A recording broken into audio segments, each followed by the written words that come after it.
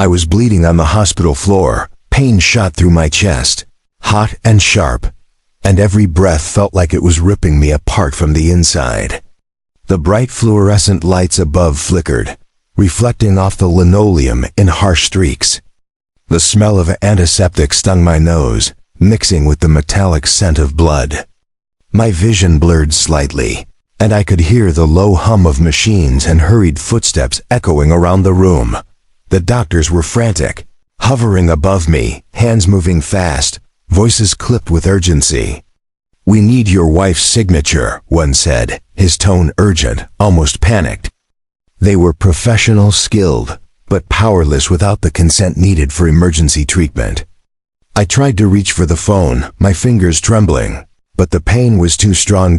Then came her voice, cold, casual, distant, almost mocking. "I'm at a party. Don't disturb me," she said. My wife, 70 years old, black, elegant, even in her age, didn't hesitate. The words hit me like a fist, more painful than the wound in my chest. I looked at the doctors, helpless but calm. I didn't shout. I didn't plead. I simply exhaled, steady and deliberate, letting my hands rest lightly on the floor. I knew that panic wouldn't help me, that anger would only make things worse. I could feel every second stretching out, each one carrying the weight of suspense. My son stood nearby, 32 years old, black, short hair, wearing casual clothes, his face pale, hands shaking slightly. He glanced at his wife, 28 years old, cocoa skin, sharp eyes, standing stiffly with a cocktail in her hand, guilt flashing briefly across her expression before arrogance returned. They had both assumed this was a joke, that their indifference wouldn't matter. I didn't speak. I didn't scold. I simply reached for my phone, carefully, deliberately. One call, one single call. That was all it would take. I didn't need to yell. I didn't need to beg. The suspense in the room thickened with every second. The monitors beeped sharply, echoing like a ticking clock, counting down the moment when reality would hit. My wife's laughter from the party echoed faintly in my head, a cruel reminder of priorities misplaced, of love ignored. But I didn't let it pierce my calm. I exhaled slowly, letting patience and certainty radiate through me like armor. The sun shifted uncomfortably, realizing that the arrogance of the past few months, the mockery, the careless attitude toward family, everything had brought him to this moment. I dialed the number, and my fingers moved with precision despite the pain. There was a thrill in the calm authority, a suspense that even my own pulse seemed to echo. The room, filled with urgency and sterile light, suddenly felt small. Every shadow cast by the overhead lights seemed longer. Every breath I took heavier. The doctors paused, sensing the shift. Even the machine seemed to hum with expectation. My son's wife looked at me, finally noticing something she hadn't seen before, the quiet strength of a man who had endured, sacrificed, and waited for the perfect moment. Minutes stretched. The suspense became almost physical. My son's confident smirk had faded. The arrogance that had made him blind to responsibility now flickered in his eyes like a candle in the wind. He glanced at his wife, seeking reassurance, but her hands twisted nervously, and her eyes betrayed fear. I exhaled again, slowly, letting my calm authority do the work. One call, that was all it took to shift the balance. I didn't need to beg. I didn't need to shout. The consequence was coming, inevitable, and the suspense of anticipation was enough to make them uneasy. The minutes crawled, each one heavier than the last. The room was still except for the beeping of monitors and my steady breaths. My son shifted, foot tapping nervously, while his wife's eyes darted around the room, searching for an escape, any distraction. Then, finally, my phone vibrated with confirmation. The wheels had been set in motion. The thrill of suspense, the calm patience, the inevitability of consequence, it all began to take shape. I leaned slightly back, closing my eyes for a moment, letting the room feel the weight of the moment.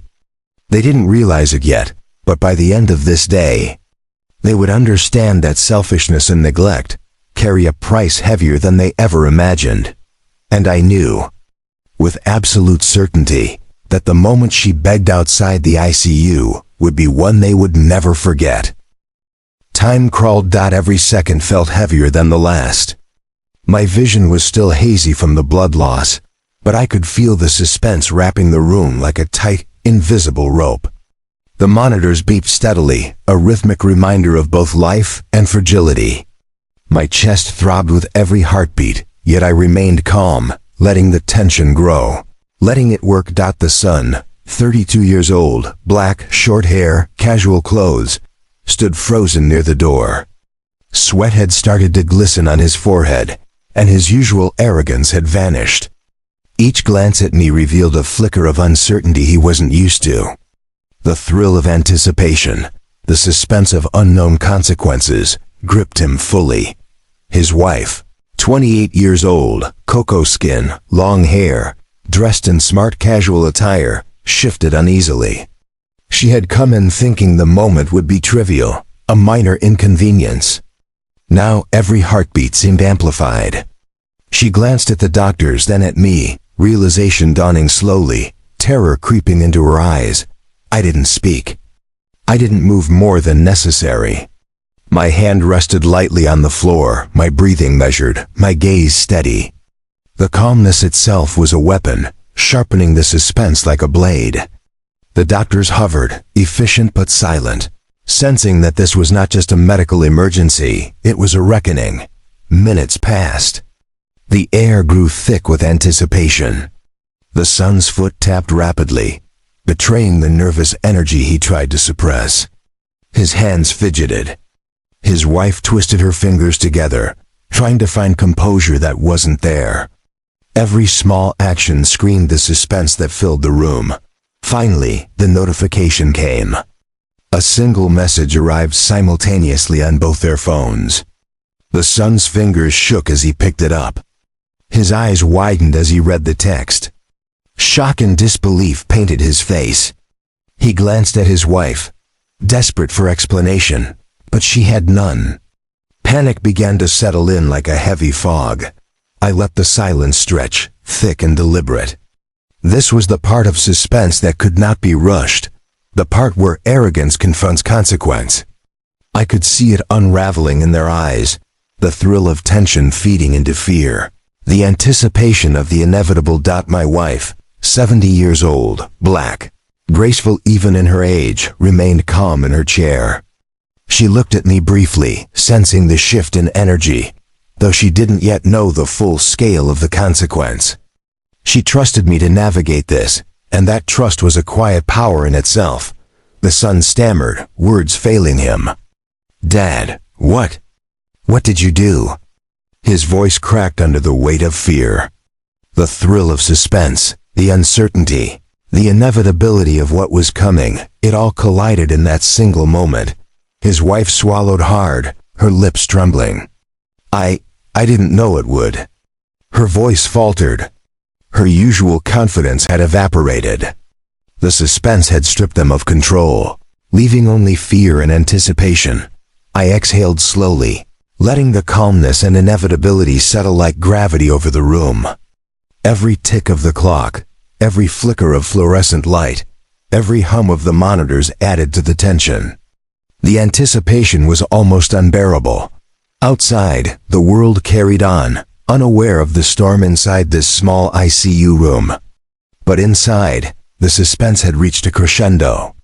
The son and his wife could feel it, even if they couldn't articulate it. The thrill of impending consequence was sharp, immediate, undeniable. I leaned back slightly, still calm, letting the room feel the full weight of inevitability. Every heartbeat was a drumbeat, counting down the final moments before reality struck. The son's hands trembled as he held the phone. His wife's eyes darted to me, realizing fully that the authority in my calmness was not to be questioned, that patience could be far more terrifying than anger. And then, a knock on the ICU door. A moment later, she appeared hesitant, panicked, begging. The woman who had laughed at the idea of helping, who had dismissed urgency with a casual "I'm at a party," now faced the suspenseful climax of consequences she had ignored. The thrill of anticipation, the suspense that had been building, was about to break. And when it did, they would learn, in the starkest terms, that neglect and arrogance carry a price far heavier than laughter or mockery could ever anticipate. She was outside the IQ door, pacing back and forth, the hallway sterile and silent except for the faint hum of machines behind the glass. Every footstep echoed against the linoleum, bouncing between walls that seemed impossibly long.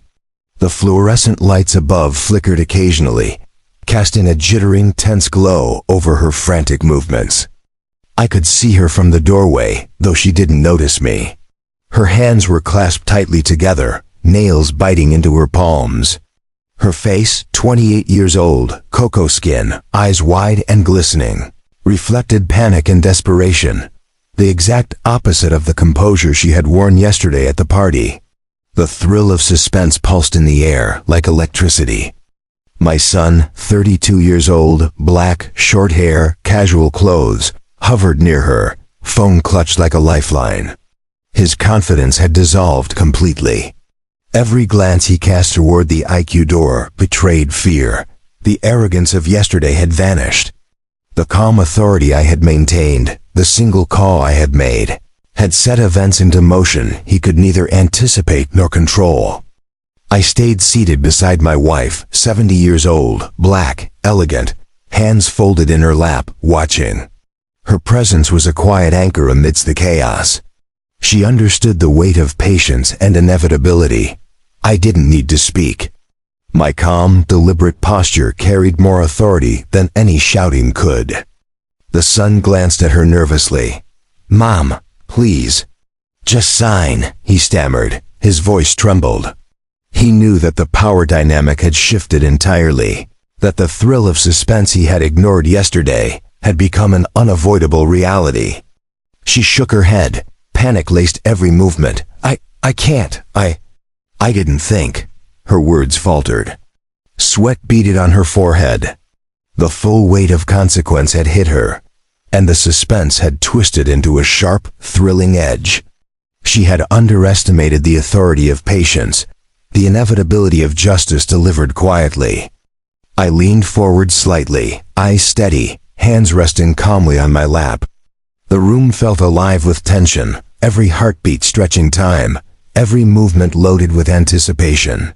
I could feel the thrill of suspense saturating the air, wrapping the son and his wife in invisible chains of inevitability. The hallway outside the ICU seemed to stretch endlessly.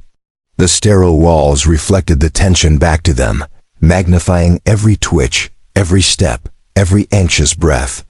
Her fingers twisted, hair falling in disheveled strands around her face, revealing the terror she could no longer hide. Finally, she dropped to her knees near the door, hands gripping the edge of the metal frame, eyes tearing up. Please, I need you to." Her voice broke, the thrill of suspense now fully transformed into desperation. The realization had arrived. The consequence she had ignored yesterday was unavoidable. The son sank to his knees beside her, hands trembling, phone discarded. His smug arrogance, the laughter he had shared with her, the indifference, they all crumbled like fragile glass. Fear, shock, and disbelief rippled across his face. He had been unprepared for patience, unprepared for inevitability, unprepared for the quiet authority of consequence. I exhaled slowly. Each breath was deliberate, each movement measured. The suspense had built to its climax, the thrill of tension stretched to the edge. I didn't need to intervene. The lesson was being learned, the power of responsibility and consequence etched into the very air around them. She looked up at the IQ door again, pleading, desperation in every glance. She hadn't realized that the calm patience I had wielded, the one call I had made, had already shifted everything. The suspense, the thrill, the slow unfolding of inevitable justice. It had brought them both to their knees. Minutes felt like hours. The sterile hallway was filled only with shallow breaths, trembling hands, and silent panic. The thrill of suspense, the cinematic tension, every small motion was a visual of consequence finally arriving. And then the nurse appeared, clipboard in hand, ready to move forward because the authority of necessity demanded action. The son and his wife froze. The reality had arrived. They were powerless, suspended in the thrill of inevitability, forced to confront what their arrogance had created. I leaned back, calm, seated beside my wife, letting the suspense linger. I could see every micro-expression on their faces, the shock, the fear, the realization. The thrill of consequence, the suspense of justice delayed but delivered, had reached its apex. Tomorrow they would remember this day, every second of tension, every beat of suspense. And the lesson would remain imprinted forever. Indifference, arrogance, and mockery cannot withstand patience, authority, and inevitability. The next morning, the hallway outside the ICU was quieter, but the tension was still thick, almost visible in the sterile air. My wife, 70 years old, black, elegant, sat calmly in her wheelchair, hands folded neatly in her lap. Her presence radiated authority and quiet patience. She had watched the entire storm unfold, her trust in me unshaken, knowing that balance would be restored. My son, 32 years old, black, short hair, casual clothes, crouched near the door, trembling, pale. His arrogance was gone, replaced with a raw, aching regret that radiated from him like heat. The thrill of suspense had transformed into stark realization. He had mocked, ignored, and dismissed family, and now he was powerless. His wife, 28 years old, cocoa skin, sharp eyes, smart casual attire, stood stiffly beside him. The panic and despair she had tried to hide yesterday had erupted fully. Every glance, every twitch, every tear sliding down her cheeks revealed the lesson she could not ignore. She had laughed at responsibility and now faced the full weight of consequence. I didn't speak at first. I simply let them feel it, the suspense, the thrill of consequence, the inevitability of justice. The monitors inside the ICU continued their steady beeps, but the real heartbeat of this room was the slow, heavy realization that life has rules, and arrogance has a price. The son raised his eyes, lips trembling. "Dad, I didn't understand." His voice cracked under the weight of guilt. The thrill of suspense from the last 24 hours had shifted into shame and regret. I leaned forward slightly, eyes steady, voice calm and deliberate.